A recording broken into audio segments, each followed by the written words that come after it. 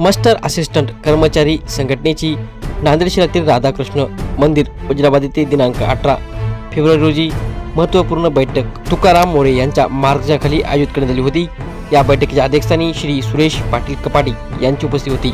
तसेच प्रमुख मान्यवर म्हणून शिरीष साले, अलीमुद्दीन काजी, व्यंकटराव बामणे यांची प्रमुख उपस्थिती होती। या बैठकीत सर्वोच्च न्यायालय दिल्ली येथील दिनांक 3 फेब्रुवारी रोजीच्या अवमान याचिकेच्या दिल्ली सुप्रीम कोर्टात सुनावणीच्या वेळी झालेल्या प्रत्यक्ष घडामोडीबाबत चर्चा करण्यात आली। तसेच जिल्ह्यातील न्यायप्रविष्ट सभासदांच्या अडीअडचणी विषयी चर्चा करण्यात आली। तसेच यावेळी या बैठकीत शेख मुसा शेख सरवर यांनी संघटनेचे राज्याचे दिवंगत नेते विराजराव साळुंखे यांच्या पत्नीस 31,000 रुपयाचा धनादेश उर्मिला बिराजदार साळुंखे यांना मदत म्हणून त्यांच्या खात्यावर धनादेश आजच्या बैठकीत पाठवण्यात आला।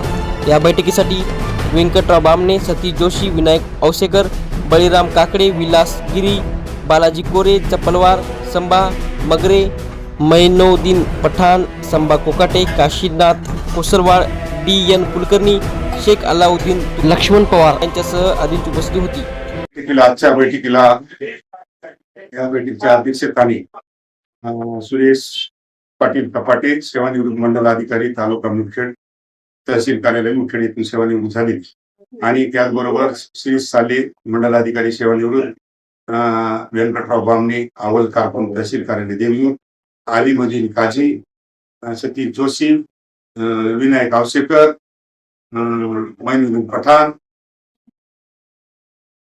आणि इतर जिल्ह्यातील मान्यवर कार्यकर्ते यांची आणि जिल्ह्यातील सर्व सभासदांची बैठक या ठिकाणी आयोजित केली। त्याचं मुख्य कारण बैठक घेण्याचं सुप्रीम कोर्टामध्ये 3 फेब्रुवारी 2026 रोजी 31 मार्च 97 पासून मागची सेवा धरा या बाबतीत शासनाने निर्णय घेतला आणि त्या निर्णयावर 23/23च्या आदेशाच्या निर्णयावर संघटनेने अवमान याचिका दाखल केली की 23/5/23च्या निर्णयामध्ये आणि सुप्रीम कोर्टाच्या 7 सप्टेंबर 2022च्या निर्णयामध्ये खूप काही तफावत असल्यामुळे अवमान याचिका शासनाच्या विरोधात दाखल केली होती आणि त्याचा जो 3 फेब्रुवारी रोजी जो काही कोर्टामध्ये निर्णय झालाय त्यामध्ये आमच्या सभासदांचे, कर्मचाऱ्यांचे, पदाधिकाऱ्यांची गैरसमज काढण्यासाठी आणि त्यांना सुप्रीम कोर्टाची माहिती देण्यासाठी ही महत्वाची बैठक आयोजित केली होती। धन्यवाद।